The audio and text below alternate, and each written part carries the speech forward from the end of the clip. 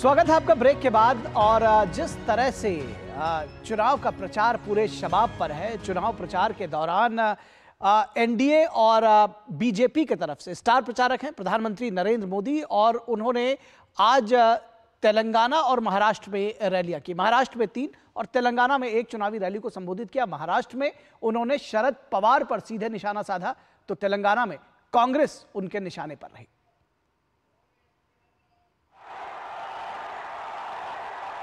प्रधानमंत्री नरेंद्र मोदी तेलंगाना के जहीराबाद में राज्य की कांग्रेस सरकार पर चर्चित डबल आर टैक्स पर तो बरसे ही, साथ ही ये भी कहा कि महिलाओं का अपमान करने वाला चाहे कितना भी बड़ा आदमी क्यों ना हो, उसे बख्शा नहीं जाएगा।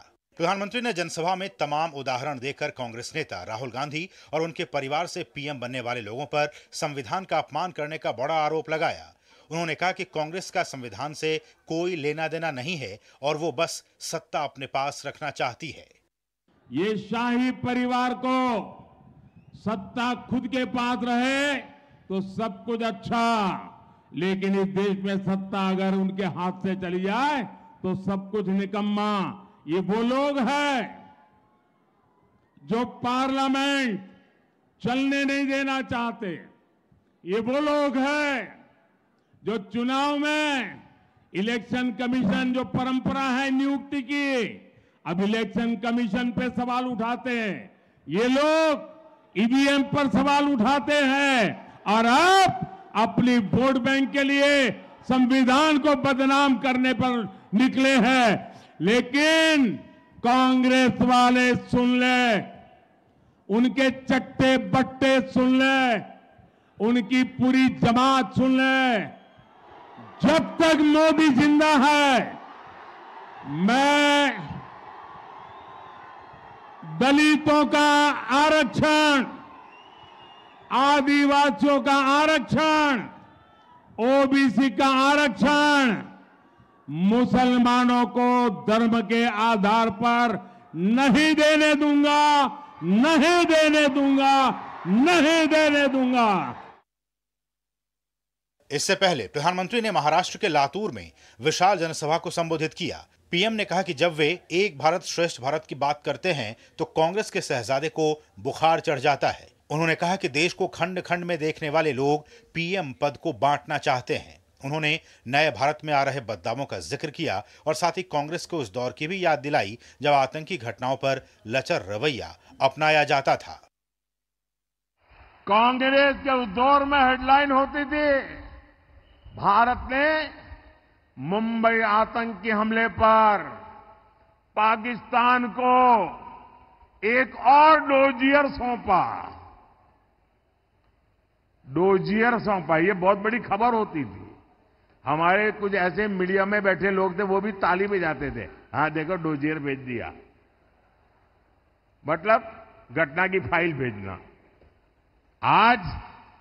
आज भारत डोजियर नहीं भेजता है, आज भारत घर में घुस करके मारता है।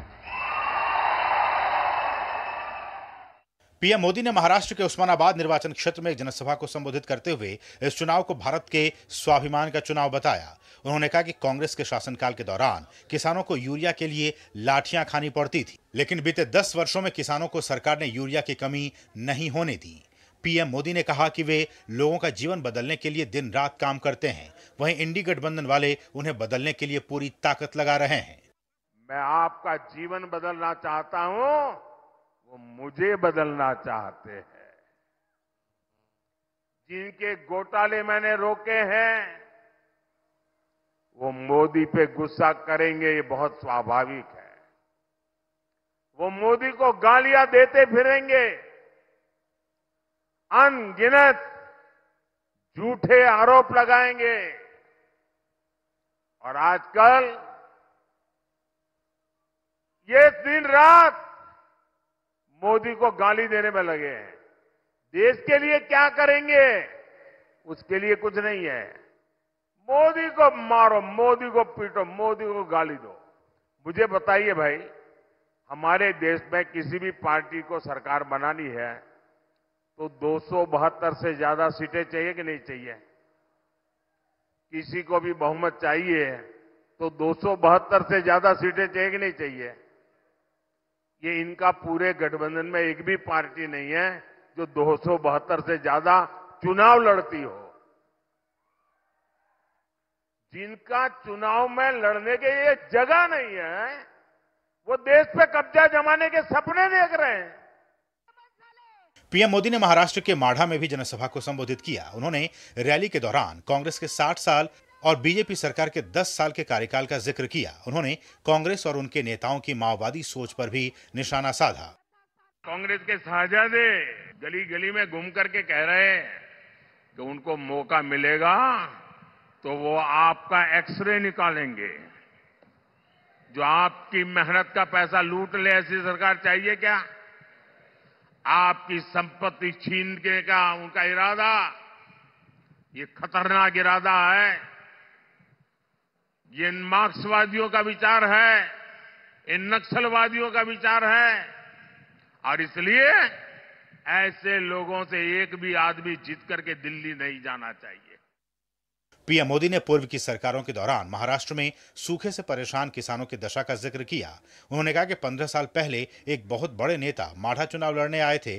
तब उन्होंने डूबते सूरज की शपथ लेकर कहा था कि यहां वे सूखे से प्रभावित क्षेत्रों तक पानी पहुंचाएंगे, लेकिन उन्होंने अपना वादा पूरा नहीं किया। अब उन्हें सजा देने का समय आ गया है। ब्यूरो इनपुट के साथ योगेश, उर्मिलेश, ओपी यादव और विशाल बैरिस्टो की रिपोर्ट, डीडी न्यूज।